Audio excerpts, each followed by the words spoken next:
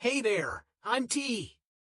Not long ago, I went through a divorce, and I wanted to share my story in the hope that it might resonate with someone else facing something similar.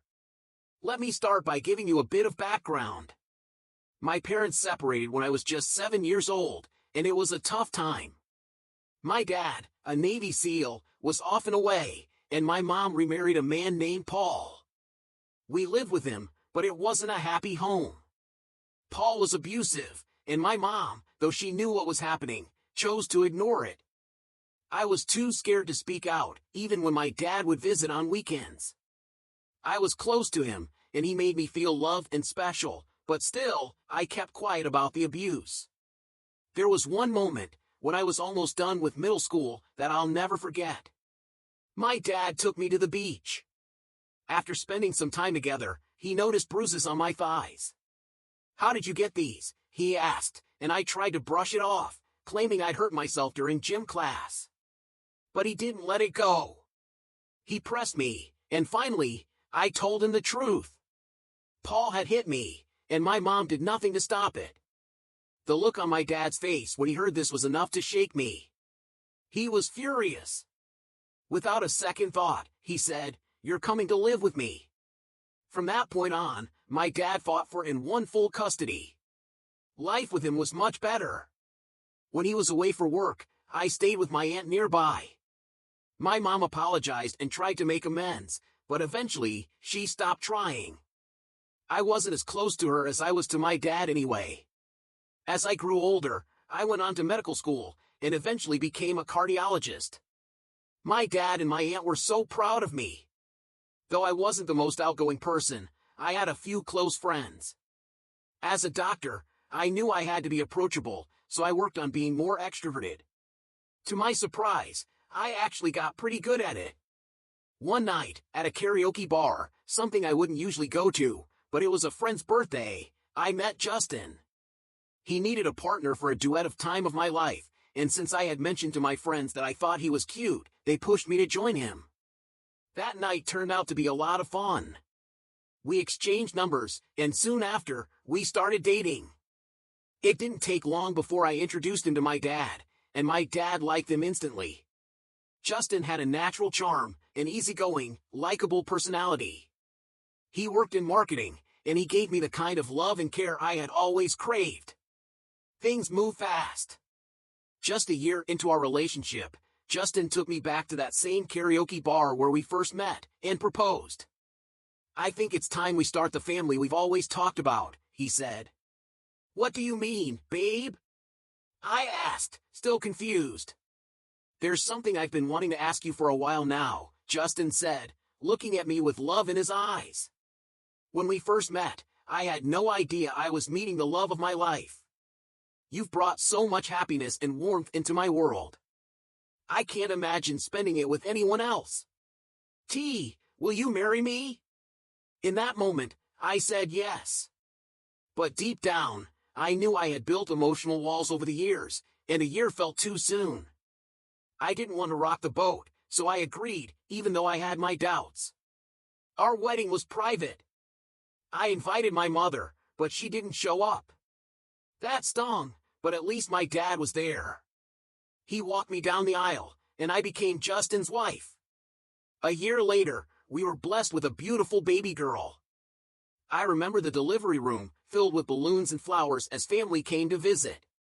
My dad was there, of course, and so was Justin's family. Those first moments as a new mom were everything. I decided to take some time off work to stay with Amanda, and those early days with her were incredible. Watching her grow was like watching a miracle unfold. Justin was incredible with our daughter.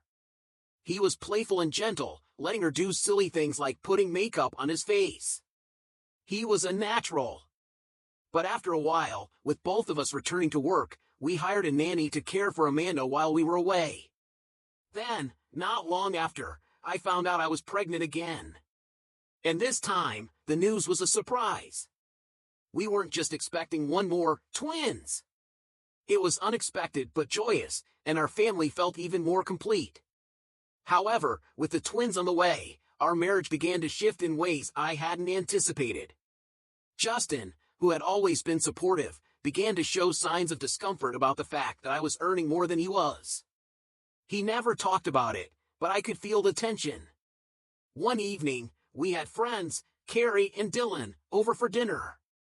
During my third trimester, as we talked about the babies, Dylan joked, "Come on, Justin, I'm pretty sure your wife must be the money bag in the house."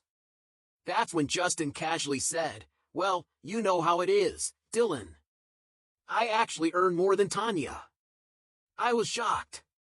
Why would he say that? After dinner, as we cleaned up, I decided to confront him. "Justin, can we talk?" I asked. "What's on your mind?" he replied. I took a deep breath. "You said you earn more than me. But that's not true, is it?" He admitted it wasn't. "Why would you lie about something like that?" I asked. "I don't know, he said. I guess I was embarrassed. It felt awkward. I was stunned. Embarrassed? Why? I've never had an issue with it." He went on to say, "I just don't want people to think I'm a loser." That response left me uneasy. Why did it matter so much to him what others thought? Our relationship had always been about mutual support, not who earned more. But at the time, I had too much on my plate to dwell on it. 2 months later, our twins were born, Abby and Liam. Holding them both in my arms, I felt a profound sense of completeness. Justin looked at me, his voice full of love. "You've made me the happiest man alive." Amanda, our little girl, was so excited to meet her baby brothers. As I looked at her, giggling and greeting them, I felt like everything in my life had come full circle. I was finally creating the family I had always dreamed of, one filled with love, safety, and joy. Becoming a mother ignited in me a fierce desire to give my children everything their hearts could wish for, to protect them from the harsh realities of the world. The moment we brought the twins home, I was overwhelmed with joy. Their nursery, which Justin and I had spent weeks preparing, stood ready. We'd taken time off from work, savoring those first precious moments. But soon, as Justin returned to the office, I found myself alone with the babies and Amanda. The weight of responsibility became all-consuming. Our finances were tight, and life felt anything but rosy. Despite my efforts, the pressure mounted. I wanted nothing more than to give my family the best, to make their lives comfortable and filled with opportunity. The means were there, yet someone needed to stay home and care for the kids. It was a delicate balancing act, one that was becoming more difficult with each passing day. The problem was the gap in our incomes. Justin earned $30,000 a year, while I brought in $150,000. From where I stood, the solution seemed clear. I was the one with the career, the well-paying job, and the potential for growth. It made sense for me to keep working, to secure our financial future. I assumed Justin would understand. I thought we could talk it through, but I was wrong. After a quiet dinner, we found ourselves standing in the twins' room, checking on them. 3 kids! We had only planned for 2, but I didn't mind. They were adorable, both of them. "Yeah, they are," Justin agreed, smiling. But then his tone shifted, a seriousness creeping into his words. "I want to talk to you about something." "Sure," I replied, unsure of what was coming. "We need to secure all our kids' futures. Maybe I'm thinking too far ahead, but we can give them better opportunities. We could even help them with college. You know, set them up for success." I nodded, considering his words. "You're right. If I continue working, we can save more, and if I stay at it for a few more years, I'll likely get a raise. That would be amazing. But who'll stay with the kids while we work?" he asked, his voice taking on an edge I hadn't expected. "Wait, what if you quit working and stay home with them?" The words hit me like a slap in the face. "What? Are you kidding me? You get along with them so well. I mean, I'm the man of the house. Just because you make more money doesn't mean you make the decisions around here." My chest tightened. Was this really happening? "Justin, Are you seriously saying this? Don't you see? We'd have a better life if I kept working. I couldn't believe the direction this was going. His expression darkened, and something flickered in his eyes that I'd never seen before, anger, pure and unfiltered. My words must have struck a nerve. Is your ego so fragile that taking care of the kids makes you feel less of a man? I asked, my voice trembling. Before I could even register what was happening, Justin raised his hand and slapped me across the face. I staggered back, my mind scrambling to process the moment. How dare you say that to me? You're trying to be the boss now? His words burned. Stay within your limits, do what you're told, and above all, listen to me. My head spun as he stormed out of the room, leaving me standing there in stunned silence. The pain from the slap was nothing compared to the shock that washed over me. How could this be happening? How could Justin, the man I thought I would spend my life with, do this to me? The father of my children, how had he turned into this? It brought back memories of my childhood with Paul, my mom's husband. A memory I had buried deep. It took everything in me to hold back tears.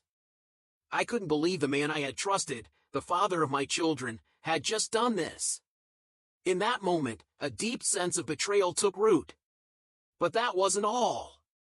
I also realized something disturbing. Justin was not just angry, he was deeply insecure about his masculinity. And that realization devastated me. I had never seen him like this before. A mix of emotions surged, anger, sadness, and above all, fear. Fear for myself, and for my children. I was scared to be near him. What else was he capable of? That night, sleep wouldn't come. I lay on the couch, staring at the ceiling, replaying the events over and over again in my mind. I couldn't stay in this marriage. I knew that now. Not just for me, but for my children too. I had been through something similar before, with Paul, and I wasn't going to let my children grow up in that kind of environment. My father had always shown me what a real man looked like. What Justin had shown me was the opposite. As I wrestled with my thoughts, one of the twins began crying on the baby monitor. My heart skipped. The sound of their cries had always soothed me, but tonight it was different. This time, I realized something important. The baby monitor had recorded everything. The entire incident. Proof. Solid proof of what had happened. I acted quickly, extracting the footage, my mind already working on the next steps. I waited until morning to make sure Justin and the kids were still asleep. I needed to talk to my dad. Good morning, Bunny, my dad answered the phone groggily. Everything okay? No, Dad. Something happened last night. I need your help. My voice was shaky, but I couldn't hide the urgency. Are you safe? His voice instantly changed, concern flooding his words. For now. But last night, Justin slapped me. There was a brief pause. What? How dare he? Why didn't you call me sooner? I didn't know what to do, Dad, I admitted. I was in shock. Remember what I always say, I'm here for you. Always. I hesitated for a moment. The thing is, Dad, it was recorded. On the baby monitor. He paused, then a sharp, determined voice spoke. Bingo! We've got proof. Send me that video. I know people in law enforcement. You stay put. Where's Justin now? Still asleep, I whispered, my heart pounding. Good. I'll be there soon. Send me the video. Get the kids together, and get ready. I'm coming. I moved quickly, waking Amanda and gathering the twins, packing a bag for them with trembling hands. I forwarded the footage to my dad, my fingers shaking as I hit send. And then, I waited. Every second felt like an eternity. 15 minutes later, the sound of aggressive knocking at the door sent my heart into overdrive. I rushed to open it, and as I did, I heard Justin's heavy footsteps coming down the stairs. Who's at the door? And why are the babies here? What's going on? He demanded, his confusion masking the tension in the air. Open the door. It's the police, I said, my voice steady despite the chaos inside. Justin's face twisted with disbelief. The police? Who called them here? I opened the door, and the first person to step inside was my dad. He pulled me into a tight, protective hug. Thank God you're safe.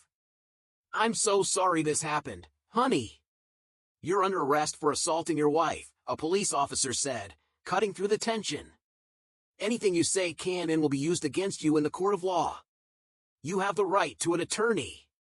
If you cannot afford one, one will be provided. Justin's face drained of color. Wait, this is about last night? You've got this all wrong. It was just a misunderstanding.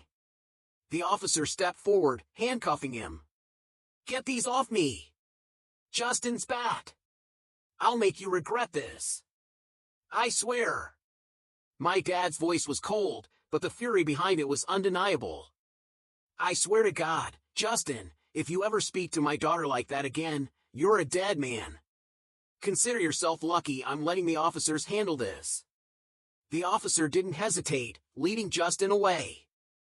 I watched him go, the weight of what had just transpired crashing down on me. My dad took me and the kids to his house.